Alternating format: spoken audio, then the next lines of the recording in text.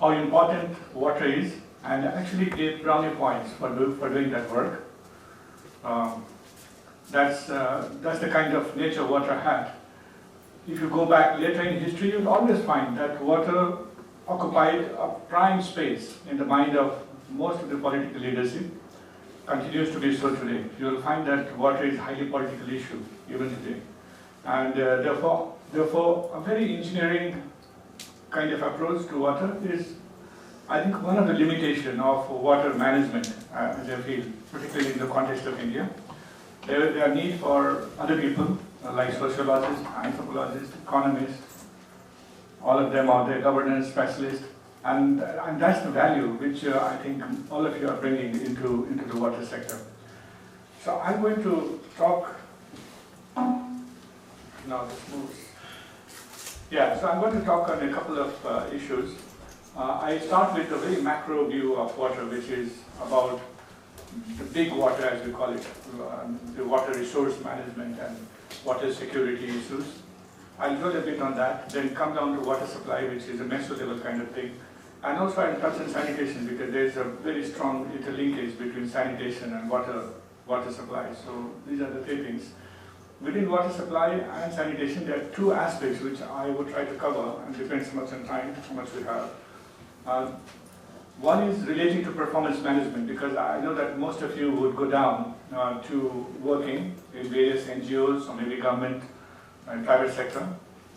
So one of the issues would be that how do you manage, or how do you understand the management of water? And I think that's a skill to have, important skill to have. And the second issue I want to cover is the theory of change. That's basically that if you are planning something in future, or even in your coursework today, then how do you look at causality? Because causality is critical when you plan something, and that's the theory of change. We'll come down to it. So broadly about water security first. This is the map of the world, which shows the status of water security. You'll find India has both economic scarcity and physical scarcity. Economic scarcity on the top half, physical scarcity on the bottom, and the one in the middle is basically tending to go towards scarcity. I guess many of you might be familiar with this map. Essentially, water security is about water needs, and it's just not about human need, but also the ecological needs, the larger need for water resource, beyond human consumption, but the fact that you have to maintain a certain balance in the ecosystem for things to be sustainable. A little bit about endowment in India. You would have seen, you would be, I think, familiar with this figure, so I'll not dwell too much on this, but just note the per capita water availability, 1588, is below the 1700 metric cube per capita, which is essentially about water scarcity, and the fact that as you go along, it will drop below 1000, which is expected in about 2 decades. If we continue the way we are, then we are in a bit of a trouble. This is how water is in our country. Now, if you look at estimated utilizable water resource, kilometer cube, 1123, very low. Now, I just want to go back a bit, and if you look at this total water in the world, at the bottom you'll find this 1.4 billion kilometer cube. That's the total stock of water, of which utilizable, the fresh water that we eventually use, is only 200,000. Coming to this slide, back again, we are finding that we have 1123, quite a bit of it is groundwater. Now, this is the one which is highly stressed. Surface water, underdeveloped comparatively, given the potential in India. Is the groundwater which is excessively used, and I'll be spending some time on that. Going forward, you'll notice that there is a deficit which we'll encounter if we continue to go the way we are going. Now, this is a graph which I wanted to show you to essentially indicate something about endowment, the fact that sometimes the country's position itself, or a situation, things which you cannot really control, could itself be contributing to your economy.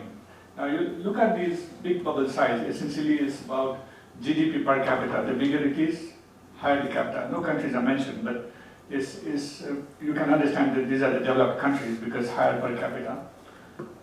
You would find that lower monthly rainfall variability, lower it is, and lesser the mean annual rainfall, the greater the likelihood that the country would have higher GDP. So that's an endowment thing, about which you cannot do anything as such. It's not something which you can control, but it's a good point to know. If you look at India, then we have, as I was telling you, we are slightly above 100 in our mean annual rainfall. So we could be in the sweet spot. We are not too badly off in that sense. Some part of us could have very high monthly rainfall variability, some parts, but not all parts. So essentially meaning that the potential for us to fall in that block is very high. And in that sense, that's a positive news for us, purely looking from endowment perspective. Now, looking at the risks which come, and I'm looking at water security challenges, that if water situations tend to worsen as it is continuing, what are the things which will happen? One is simply the access to water. You can notice that 800 million people are without access to potable water. So that's going to get worse. You have 2.6 billion people without toilets. That's going to get worse. And a large part of them is within India. A huge amount of urban population. This is only increasing in size, and how do you manage them? If you continue to have water security issues, this problem is only going to get worse. And then you have the issue of food and farm supplies. Almost 1 billion people malnourished simply because we don't have enough food. Then you look at irrigation yields on that column, on that pip on the right hand side from where you face it. You'll find that if you look at wheat, some of the countries are utilizing water far much better than us. They are producing 3 or 4 times more than what we produce with the same amount of water. So the value that they derive out of water is far much more. So therefore, potential for us to look at our water security in a deep way and reflect on it. There is also the issue of the local drought that occurs, and I've given some examples here. The fact that in Horn of Africa in 2010 and 11, there was a huge problem because of drought, and you had 350,000 people actually in a particular camp, a huge number of people needing aid.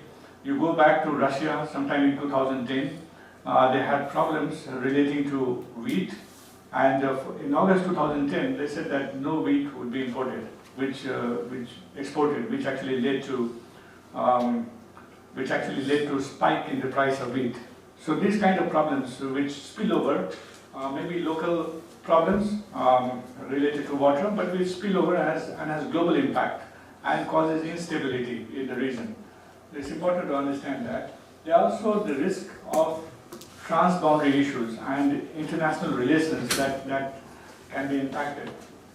So you find, for example, Nepal is a country from where all our rivers or many of our rivers are originating, and the relationship between Nepal and India on water can often get tense. It's also very interesting to note that in this river there is a agreement between India and Pakistan, which happened in 1950s, as many of you might be knowing. And despite all the wars and all the difficulties the two countries have faced, the relationship on water has been far much more stable between these two countries than between Karnataka and Tamil Nadu. So it's quite weird, but that's the reality. Then you also find that there are problems relating to China, which both India faces as well as some other countries in other river basins. We face with respect to Sangpo, which is Brahmaputra in the northeast, and other countries facing problems relating to Mekong, which goes down to Vietnam, Cambodia, and the floods in these regions. So for us, we are worried that they are constructing dams and we don't have enough information about what they plan to do. Others, they think that too much of water is being released at a time when they don't want it. Similarly, we have problems with Bangladesh. Now, on this, I want to dwell on one point. Often people reflect or try to think that how do you resolve these issues? Because these are long-term issues. some of the thinking, and this is some of the, one of my professors in Harvard actually, where I did my master's. He's one of the leading thinkers on water management, particularly transboundary water management. So his concept was that the first thing you need to begin with when you are trying to manage transboundary water is that you need to begin sharing data. People often don't share data. If you look at our own data in respect to rivers, I'm sure many of you would be knowing, it's very difficult to get that data. People don't trust with others with data. It's some of the data, particularly river basins, are national security issues and are not shared with anyone. But the first one is to open that and then have a dialogue and discussion on that and keep on sharing that on a continual basis. Particularly one river system where this was tried and which was fairly contentious at one point of time, but things stabilized later, was Euphrates and Tigris River, which went to Iraq, and you had Turkey on the upstream, Syria on the upstream. But when they began to share data over time, the trust gradually built up. I think the management of course, there are other problems which have emerged in that region, but on the water resources, things got better over time. So the first thing is about how do you develop a system by which you create data. Now, on this, a very important thing also to understand is a dichotomy that exists between people who have power to influence policy and people who have knowledge. So if you created a chart, let's say with y-axis being that of power to influence policy, and the x-axis being the knowledge by which you are aware of how to change things. So you'll find that the scientists, academicians, they're all in the x-axis, far. They have very little power to change the policy, but with a lot of knowledge which they can use or which they have about transforming public policy. Whereas on the y-axis, right on top, you have people who have the power to change policy, but very little knowledge to actually change the policy. Now the trick is, how do you connect the two? And one of the roles which institutions like yours or even mine, the World Bank, does is they are in the middle, in the sense that you have knowledge and you have some influence. You obviously don't have as much influence as a politician, but enough compared to a layman, definitely more than that. And maybe as an institution, your knowledge is far much deeper usually. Somebody who is working as an NGO where you might go might not have knowledge that deep, but they still have the power to influence. So they actually are in this linking line between the politicians and the people who carry knowledge. And linking those two is very, very critical. That's how you should see your role, depending on where you go as an NGO or as an institution.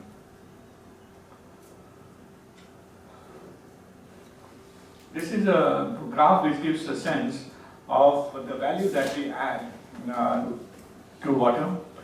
So the big bubbles are basically the dollar value that you derive from per capita per metric cube of water. And you'll find some of the bigger ones are small states, like you have California and Spain, South Africa. These are bigger ones. Look on the top, on the right-hand side, a large number of our people actually involved in groundwater, in irrigation, using huge amount of water, but the value that they derive out of it is actually low, very low. So shows the potential to which we could grow. So here is a bit of brief on summary of where India is. So we have 18% of population, only 4% of global renewable water that is there in this world. Now, as I said, groundwater accounts for 65% of our irrigation and maybe 80% of our drinking water use, huge amount. So huge withdrawal, which is causing problem for us. We are the largest user of groundwater, 245 billion cubic meter. And apparently the water that has been removed from Rajasthan has even impacted, as per NASA, the rotation of the earth. So that's the level to which we are impacting by our heavy withdrawal of water. We had only 1 million tube well in 1950, which has gone up to 30 million by 2010. Highly unregulated, though we might have laws, and there are laws in some of the states, but nobody wants to enforce those laws. We have been very weak at that. out of 6,000 blocks that we have in the country, about 1,100 are overexploited at this point of time. So recharge exceeding, recharge is below the withdrawal from the withdrawal is exceeding the recharge. So that's the overexploited blocks.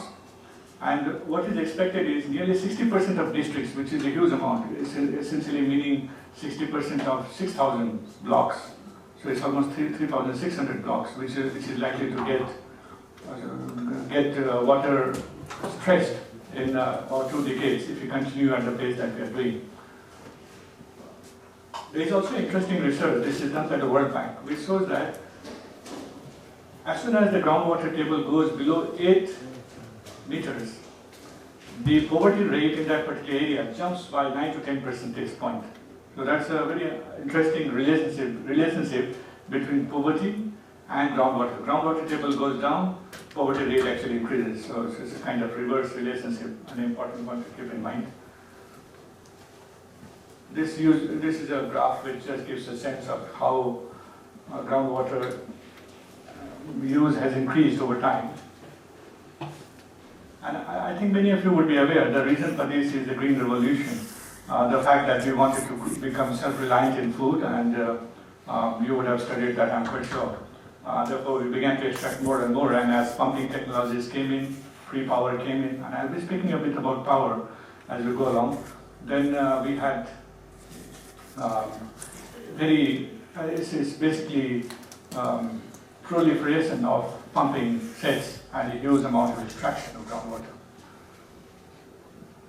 This graph gives you a sense of the urban and rural divide in India in terms of our economy. What essentially you find is that the one which goes sharply upward is the urban, the one which is flat below is the rural. Now most of our people are dependent on agriculture, live in the rural area. You look at how low will their per capita income be after maybe 2030, that's the computation done after 2030. So there is a 10 times difference in the per capita income or GDP, per capita GDP as of now, which will increase to 12 times. So the impact on the poor is going to be much harder as water security worsens. This is a graph from Water Resource Institute, explains the red ones. Red areas are indicative of the level of stress of water that we have, and as you can see, a huge area of India has it. The more of it in Rajasthan, in Haryana, Punjab, and then coming to Gujarat. In fact, the World Bank has been requested to provide assistance to Government of India in managing groundwater in some of the states, and we are working on a project of $1 billion on this issue. Now, some of the potential approaches, since all of you, would go down to institutions where solutions would be needed. So just some thoughts, but there could be others. First thing is to look at the institutions, and when I say institutions, you look at the national government, you have Central Groundwater Board, good institution in terms of its technical capacity. But who has the constitutional right, as per Constitution of India, to manage water? It's basically the state government. So the state government, most of the institutions are fairly weak. Some states, they are quite good. You go to Maharashtra, go to Gujarat, they seem to be good. But it's not the case in all states. And within the state government's own agenda, groundwater and its management is not the topmost priority. It doesn't figure very high. Therefore, there is a risk of other factors crowding out groundwater management. So the need for institutions at the state level, that becomes very, very critical. We have regulations for groundwater use in some of the states, not all, but its enforcement is extremely weak. There is a model regulation which has been given by Government of India to the states, but many of them have not adopted it. Regulations per se will not lead to major change, but that's an admission by whichever government takes that or adopts it, that this is a problem and needs to be addressed. So laws don't themselves change society, but that's like a first step whereby the process begins. and there is a general recognition within the society that this issue needs to be addressed. So therefore it's important in my view.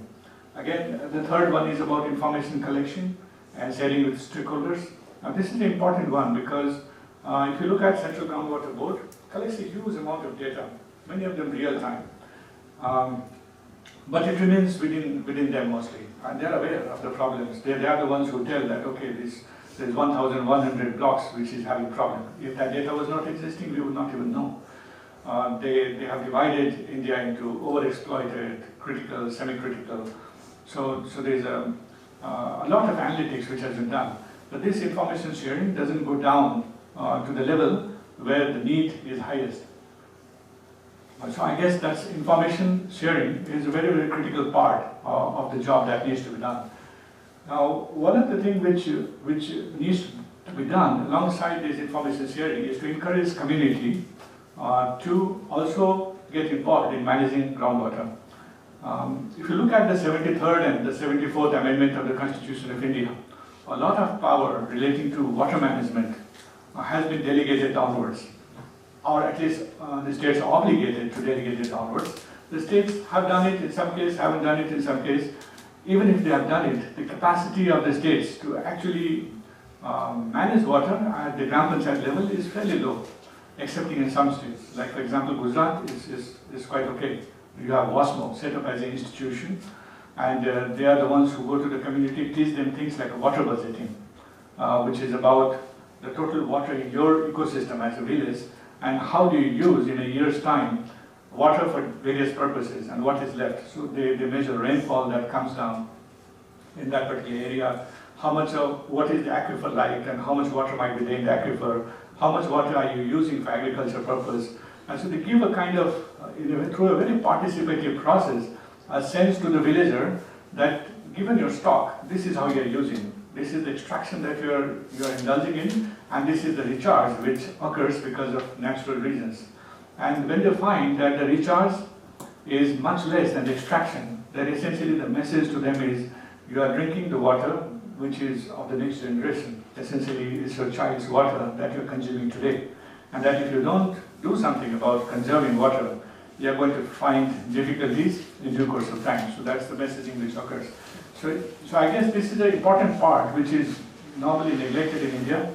But instead of, apart from the top-down approach that you have, where you are talking about ministries managing water resource and ministries focused on providing solutions, you should also think about community developing their own solutions. And some of you who might have read the Common Pool Resource by Ostrom would realize that the 8 principles that she has, there are principles which relates to local management and the fact that many of these common pool things can be managed locally rather than centrally. They can, in parts of Punjab if you go, you find that there are local sanctions for water misuse or for sanitation, for both of them, which is very difficult to enforce through a policing system because you can't send police. That's the reason why enforcement is weak to a village which is highly poor and say that actions must be taken against poor people for mismanaging.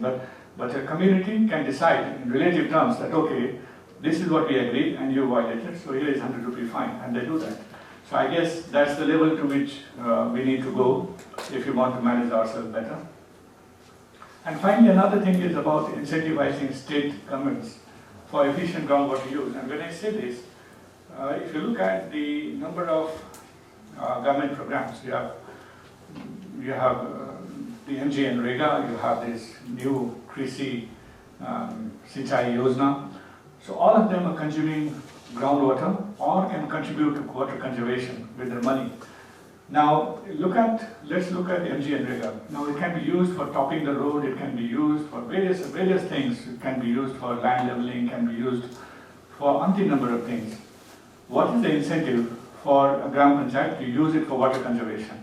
Is it possible to induce the thinking in a particular direction that you could use this fund better to your advantage if you wait for that? So that's another part of how do you incentivize, how do you create incentive structure that people change their behavior, the way they use money. So that's something which I guess needs reflection. A very important part is to look at this, the nexus with energy that agriculture has, and the fact that we have free electricity being drawn. At one point of time it was metered, but it's become completely unmetered, and as a consequence of the fact that there is over-dependence of irrigation on groundwater extraction and through the use of energy. So essentially what's happening is that you compromise by giving less power to that area. You are compromising by giving less power to that particular area. You're giving only 8 hours or 4 hours. You'll find this problem exists in all the states.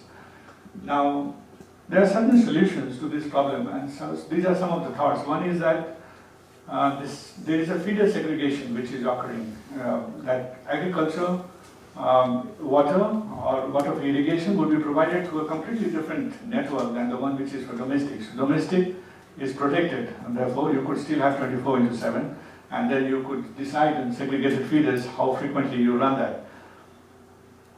There is also a new concept which is developing, and this is a new thought which is emerging, not yet, I think, not fully applied, or maybe some part it is. It's about solar powered pump, where you use solar power for irrigation purpose, but then with the option that if there is excess power and you're not using it for irrigation, the power is being generated simply because you have the panels and electricity is getting generated through your system, you can actually supply to the grid. You supply to the grid, you get money for that, so you actually earn money out of it. Now this has the advantage that you are making a good thing compete with something which is not desirable from your perspective.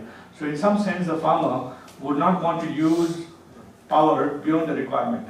Some of the villages that I have visited, and I've worked for many years in the field, what I've seen is that many farmers want to leave their the pumping set open because they say, firstly, we don't know when the power will come, just let it remain on. We don't know how long it's going to last, so just let it run, as long as it can. That's one reason. Then secondly, they say that it's a long distance to go, and we don't want to travel that far and then switch it off. And so even if your requirement is, let's say, 3 units, you might actually end up withdrawing 10 units of water, and as a consequence, the shortage occurs in the aquifer. So some of the innovative solutions that we have found is, in Karnataka, for example, they use SMS to switch on and switch off the motors. So those kind of ICT devices, smart ways of dealing with things in the new world, those also needs to be thought about and encouraged. There's another one which is actually developed by a Pune-based developer, which is fairly smart, which is about if a community decides that everybody in my village is going to run their pump only for 2 hours, then they have devised, the Pune unit, the ICT agency has devised a meter, or rather an instrument which you can actually fix on the pump set, and every time it vibrates, it begins vibration, it sends a SMS that the motor has started, and then it continues tracking it until it stops. So when it stops, it again sends a report, an SMS to me with the Gram Pradhan saying that, okay, this pump was started at 11 a.m. and it stopped at 5 p.m. So he comes to know that we had agreed for 2 hours, but you have been running your pump for 7 hours, and therefore he can get back to that person saying that this is not what we had agreed on. Now we come to water supply. This is the sense of our budget, and I've taken to 2012, 2013, and you'll find that water, rural water on the left-hand side, a very small amount compared to many others that we commit to. And on the extreme right is urban, but then not all urban fund is used for water. So only part of it. I'll give you a little more detail of this in the following slides. So this is the amount of money that has been used in water. Rural water, 72 to current. We have used almost 26 billion. Rural sanitation, very little compared to that.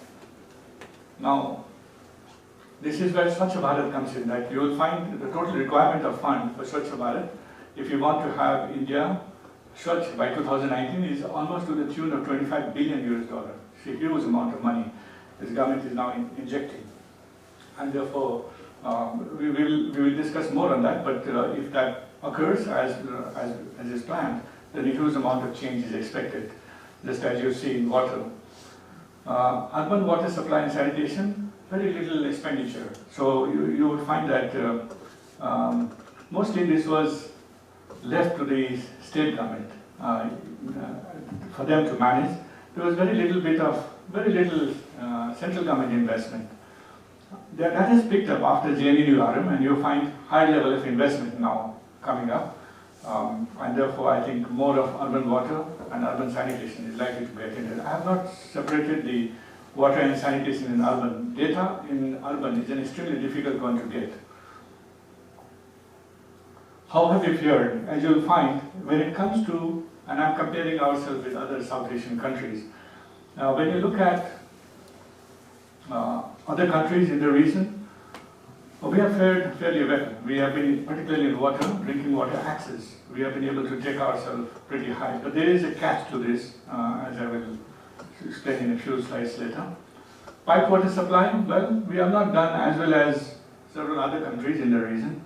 You'll find Sri Lanka better than us, even Pakistan is better than us. But we are progressing, and I don't think so anybody in the South Asia region has done very well with pipe water supply in a big way.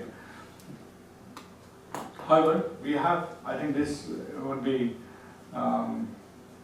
something which we would agree that there is a seasonal scarcity which occurs in a big way when it comes to drinking water, and there are months, just as you have the summer season coming, it gets fairly acute, and these are reporting by people as per the NSS 2012. So this is reporting by people in various months, the scarcity that they face, which goes as high as 80% at some point of time near the summer. Now, another thing which is important is that a lot of water, particularly drinking water, has to be collected from far away from the house. And much of the burden actually goes to the women and the girl side for doing this. The distances, often more than 30 minutes, which in the WHO's assessment implies highly negative impact on health and therefore should not be counted as improved water. If you take that into account, then of all the claims that we have about how much we have access to, how much access we have achieved, at least 7 percentage point drops down overall in the Indian context. But if you come down to states, it's even more. This is, again, I've divided this into rural, urban, and you will find in the rural side there is a 7 percentage point drop. If you incorporate, the collecting time of water exceeding 30 minutes, as you know, not in the case of improved water that it doesn't really count, even if it's improved source. And in the case of urban, it's a 3 percentage point. But you look at some of the states, and I'm giving this at least 2-3 examples here. First, take Jharkhand. I mean, there's 40 minutes of travel time in average, and there's a 31 percentage point drop. So if they have, this is one of the states which has low access, maybe 62 or 63, then it becomes half of it, 31 percentage point drop, simply because for many of these improved points, people have to travel very, very long distance, and therefore it doesn't really count as improved, though we often show it as improved. This is another slide which gives you a sense of our accomplishment up to a certain point of time, and then realization, sometime in the first decade of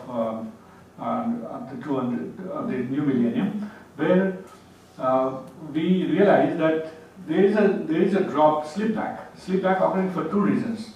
One is the slip back that is occurring because the groundwater is depleting, and as a consequence, many of the wells that have been constructed or tube wells are simply not having water. There is no water which they are able to draw. But then there are others which is about quality affected areas. A huge percentage point drop because you find areas affected by arsenic, areas affected by fluoride, so there's a drop from there. These are 2008 figures, and things have improved since then. Of the 600,000 habitations that's listed in the Ministry of Drinking Water's website, They had found fluoride in 29,000, and then you find arsenic in 7,000. I have some maps for this, but I haven't got it here.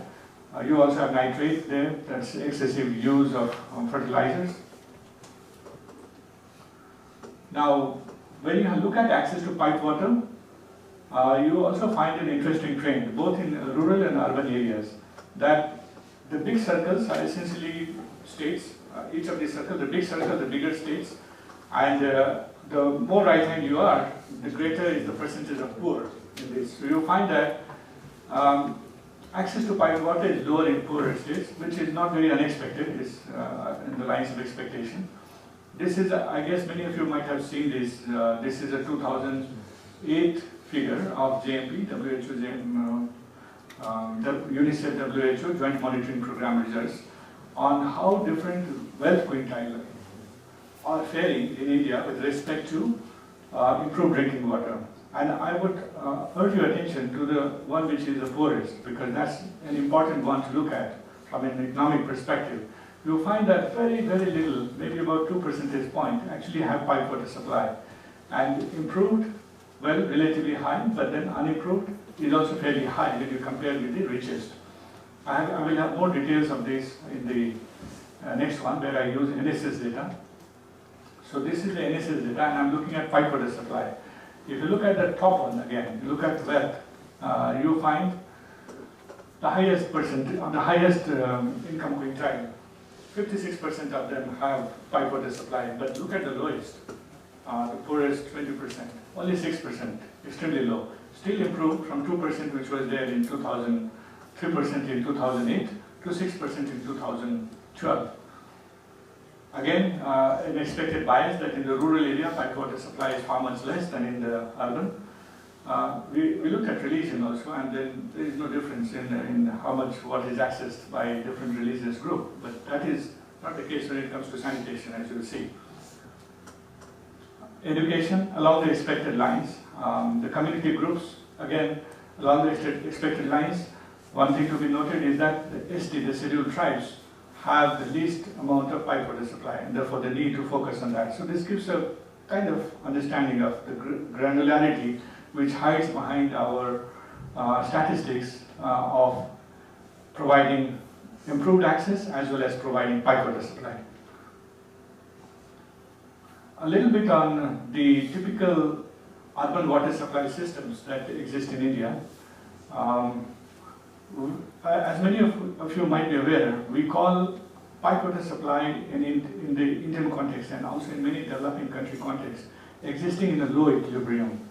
Essentially meaning that you don't get water as much as you wanted, maybe 1 hour, 2 hours in a day if you're lucky. In some cities it's maybe a few hours in a week, it's as low as that.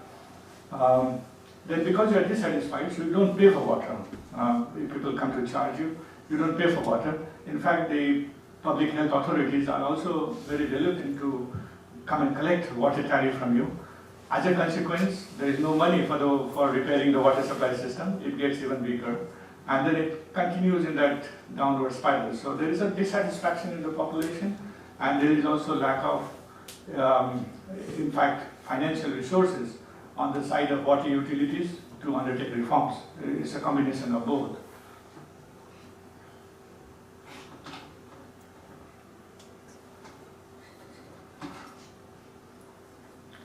And second is that we don't have 24 hours running water, and people can argue, why should we have 24 hours water? It's not required. You have water storage tanks, so what's the need for that? I will come down to that in the next slide. As I said, you create separate storage facility. Not sure about water quality. This is common in urban water systems. In one case where UNICEF had done some research in Allahabad, city of Allahabad, they had collected water samples from different points and tested for fecal coliform contamination. And 99% of the sample was found positive at one point of time. So that's the level to which water can be contaminated in some of our towns and cities. The unaccounted for water is extremely high. 50% is, I guess, a very decent figure, as I put here. high operating cost, low revenue, and high number of staff per 1,000 connections. So that's usually what characterizes our water supply systems. Now this is for those of you who might be interested in a little bit more of economic analysis of water supply systems. Now this is a social cost benefit analysis result in the case of Delhi Jal Board, done for the George Washington University just as an exercise in 2006 or 2007 I guess. It assumes that if you reform water management, if you improve water supply management in Delhi Jal Board, then what is the likely impact, positive impact on the society? So when you look at positive impact on the society from an economics perspective, there are several things which you take into account. It's not only the fact, it is not just the fact that you put money for, let's say, plugging the leaks which occurs in water supply system, and therefore water, which is expensive water that you're drawing from underground and that's leaking out. But there are positive health benefits that's coming. So first is the utility that any person derives because he gets more of water. I have certain utility for water and I get less of it, so I'm dissatisfied. I'm more satisfied now because there is adequate water. All the water that I wanted is available at the cost that I was willing to pay for. So the utility is a positive benefit that's coming to society, but there are other risks. So for example, the distance that women and the girl child had to travel earlier, and now they don't have to travel as much. So there is a savings in time, which they can use for any other purpose, which could be also recreational, but it has a value.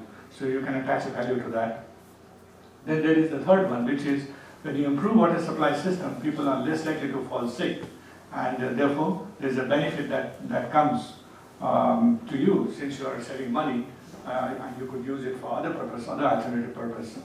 If you look at it from a government perspective or a society's perspective, how do we deal with many of these utility constraints?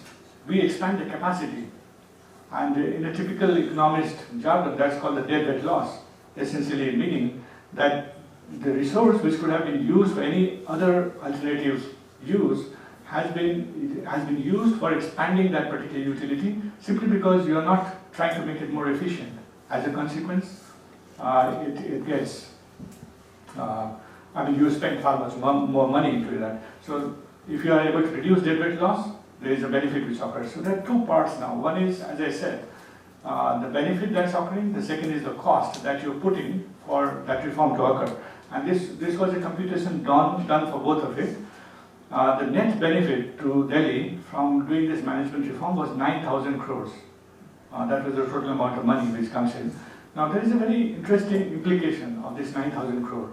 If the net benefit to a society is up to 9,000 crore, it also implies that you can actually subsidize the poor of your city up to 9,000 crore without any adverse impact on the society. So knowledge of social cost benefit analysis helps you to estimate what is the total amount of subsidy that you could give to the poor people. And I will talk a bit more on subsidy, but this is just to give a flavor, and obviously this is a full class in itself, not something which I could deal justifiably in a very short period, but gives you a kind of idea of things that can be done. Now, pipe water supply, there are some policy approaches which I want to put before you. When it comes to pipe water supply, we are still, as I showed in earlier graph, very low, 16% and 56% when it comes to rural and urban. The Government of India's own decision is to expand that to 80% by 2022. So therefore, need for huge expansion. Interestingly, nobody is monitoring where we are headed at the current rate of expansion. I'm quite sure we are not going to reach there, but probably we will reach somewhere ahead of where we are. 80% is an extremely ambitious target for 2022. 24/7. Now, why this is important? I think many people argue that this is not important, that we don't need 24/7. There are two reasons why I think 24/7 is very critical. One is when the pipe becomes empty, the water is not filled with water. Every time you start the pump again and the water oozes in, the vacuum actually sucks in materials from outside. So from the joints and other places, you find leakages begin to occur. And the contaminants which is outside the pipe gets sucked into the pipe because of the force. And therefore the contamination chances, the water quality in such pipes, water quality in pipes which get empty is likely to be compromised. Therefore that's, I think, one of the critical reasons why it needs to be pressurized all the time. Second is also the fact that if you keep on varying the pressure very frequently in this pipe water supply system, the operation and maintenance becomes difficult. You will find that it tends to have more and more of maintenance needs. So these are the two critical reasons why the first one is far much more important because it relates to health. The second one is more about operation and maintenance and therefore the sustainability of it. It's true that you can also get 24/7 by putting a storage tank, but it's interesting that whenever you have 24/7, your actual per capita water consumption goes down rather than goes up. So when you have water storage tank, you tend to overstore. You would indiscriminately use water as a behavior, and that's, I mean, if you reflect on it also, as well as analytics which has been done, so that if you have water on your tap and you are fairly confident that the water would be there every time you open it, you are less likely to misuse water. There is more chances that the water will remain better used.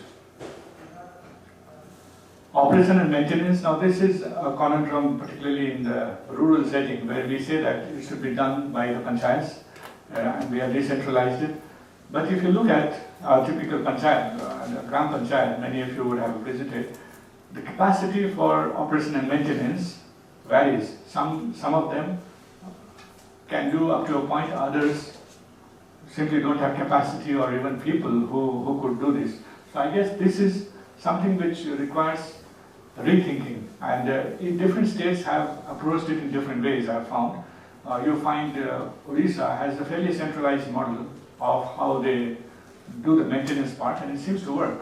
Whereas the decentralized operation and maintenance in Karnataka is backed up with a lot of fund and also technical knowledge transfer, and that's also working. So there is no magic bullet, but they need to understand that simply by decentralization, we will not solve the problem. There is a need for building capacity at that level for people to resolve problems up to a certain level.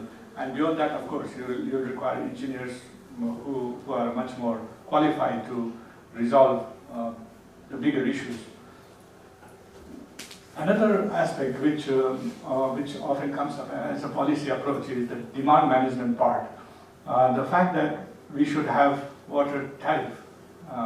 Many people think that water can become free, but the water is never free. It's a question of who pays for water. So when we say water is free in Delhi, it only means that you as a consumer are not paying it, but you as a taxpayer are paying it. Somebody has to pay for it, because eventually DJB runs through somebody's money.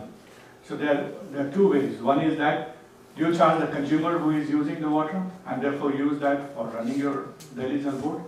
But the other could be that I give you free water, but then I take the money from the taxpayers, and therefore you would not know that it's your own money, but coming from a different source, which is being used for that.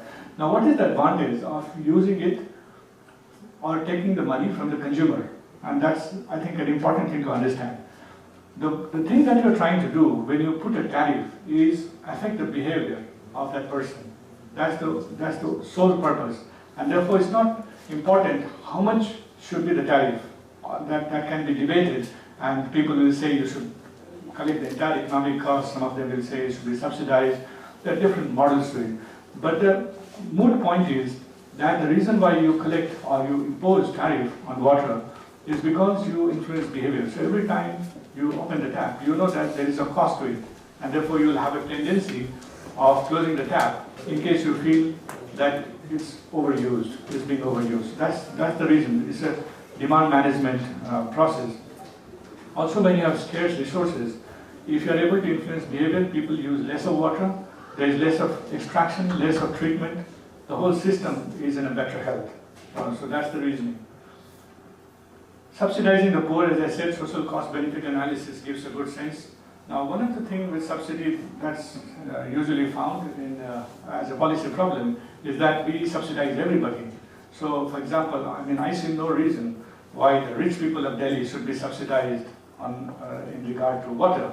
The poor people, yes, I mean, they should be definitely subsidized, but the rich ones, I guess that as the income increases, the argument in favor of subsidizing becomes weaker and weaker. So it's an important thing to recognize that the targeting of subsidy is very, very critical. Often people impose or provide subsidy in the name of poor, but the benefit of that goes to the rich. And it's important to disentangle how much of the subsidy is going to the rich, how much to the poor. And the final one is about benchmark competition. And this is something which I think Ministry of Urban Development is doing now, where they take different parameters of water supply systems of different cities and then compare them against each other. And I'll come to the indicators, what is the performance indicators might look like in a specific case.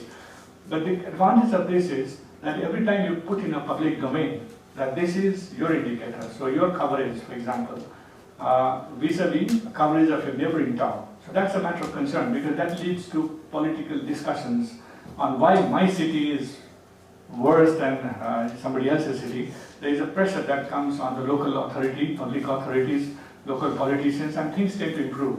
Otherwise, if you don't have benchmark competition, everything remains under the carpet. It's not known, it's not a public knowledge. So having it out there in the public domain with indicators that people can argue about is a useful thing to have as a policy. This is a quick one, and just for your understanding, this is something which we have done for Delhi Jal Board. Looking at, and this just to give a framework, and I'm going to rush through it because I don't think so we have so much time. These are the things which the Delhi Jal Board, the management of them, felt was important. And I'm not going to read through this, but let's look at safe and reliable water as, let's say, one part of it. This is what they said was one of the primary vision that they had. Now, you go down further. Now, how do you measure safe and reliable water?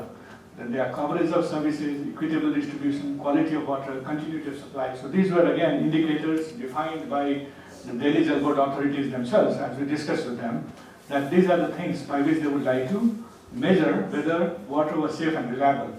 What do you do after that?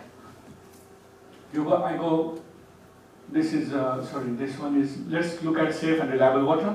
Now, these are the different indicators that you can build. And for example, households connected by direct water connections. So then you're looking at percentage. Is the percentage point changing from year to year? You look at number of colonies covered as a percentage. If you had 20%, did it go to 25% next year?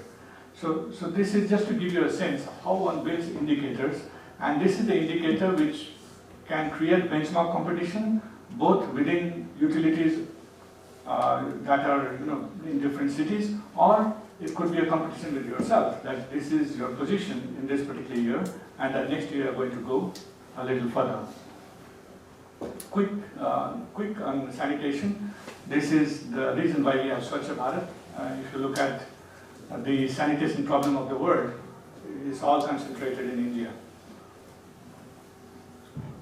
The impact, every day you have 100 children below 5 years dying because of diarrheal disease. That's directly attributable to poor sanitation. There's something on which I would like to emphasize is the issue of tropical enteropathy. Now, tropical enteropathy is something which affects all of us within India, including the richest section.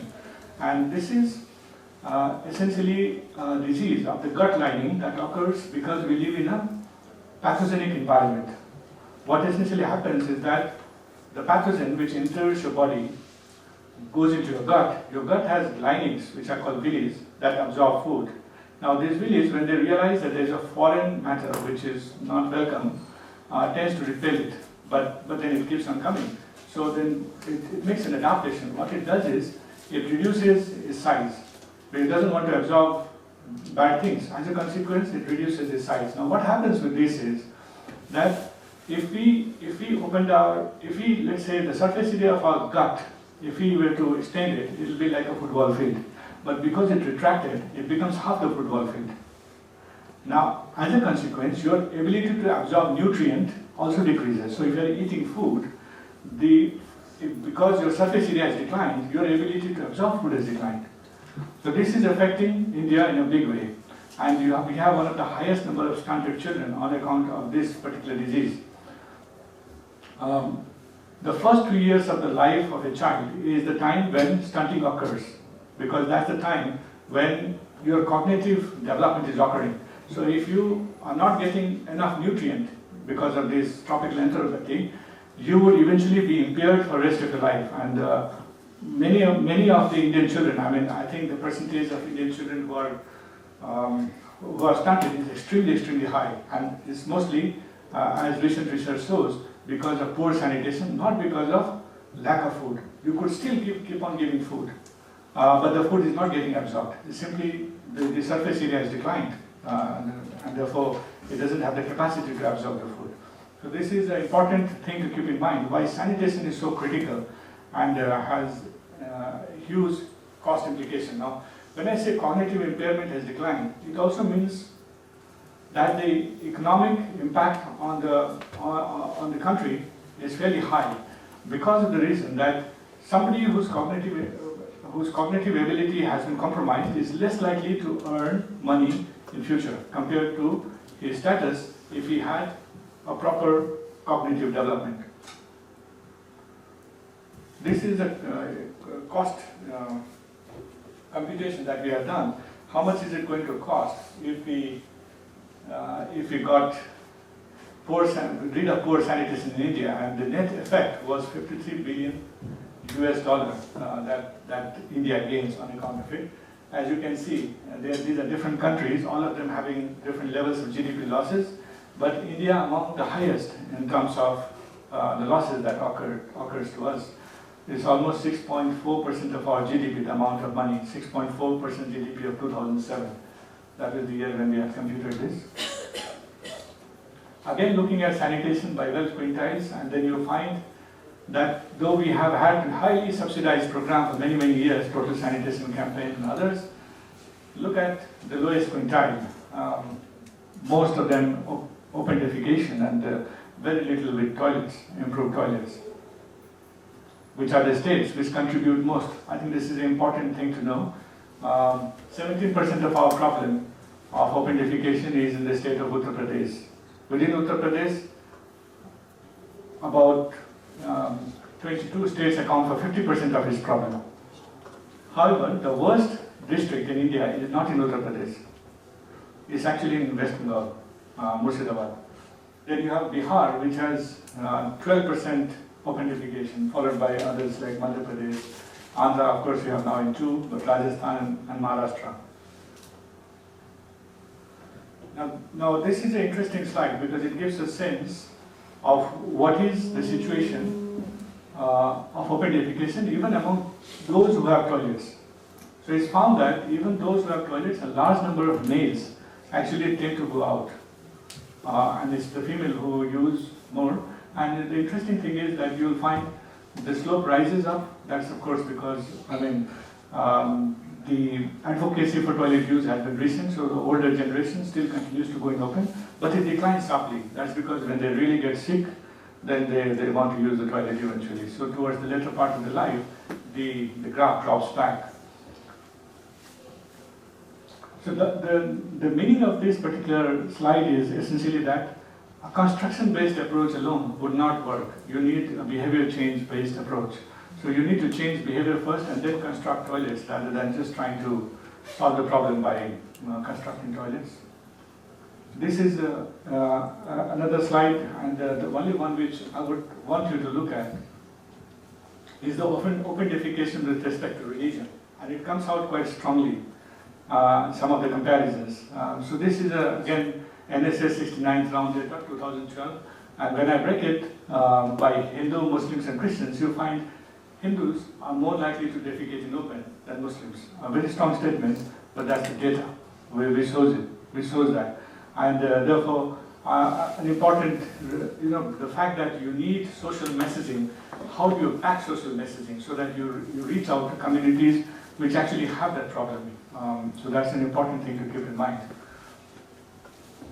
This is trying to change behavior, but as you can see, the people who are trying to change behavior also have a behavioral issue, and therefore it's not easy to change behavior. It's fairly complex. I don't want to get into this slide. This was an example of what happens to, in the case of a city sanitation, where you have containment, emptying, transport, treatment, and then finally reuse. These are the chains through which you need to go through. And what happens in a city like Dhaka? You find that a lot of fecal matter actually ends up getting into water and is not treated. I think it's just 1% which is eventually treated. And if you got into the slums, it is basically only 0% which is treated. Most of it is emptied into the city, and that's the reason why I was saying that we live in a highly pathogenic environment. I will run through this slide because I guess my time is up. But here, just for you to understand that whenever you do an activity, and this is the theory of change which I was talking of, then every program that you have will always have a theory which says why things will change. Essentially what you're saying is, if I do this, then this will happen. If, then, that is the argument of theory of change. So here, when you look at, let's say, Swachh Bharat, there are activities that you're doing, which leads to outputs, and then outputs occur in 0 to 2 years' time, and then it leads to intermediate outcomes, which perhaps not so important for you to focus on, but eventually will lead to outcomes, and then finally the impact. What is the impact? There's a whole range through which this thing moves. So what happens is, impact is something which occurs later, and is more about the big picture, such as the change in health, the improvement in health that occurs in society, etc. What is an outcome is one step below that.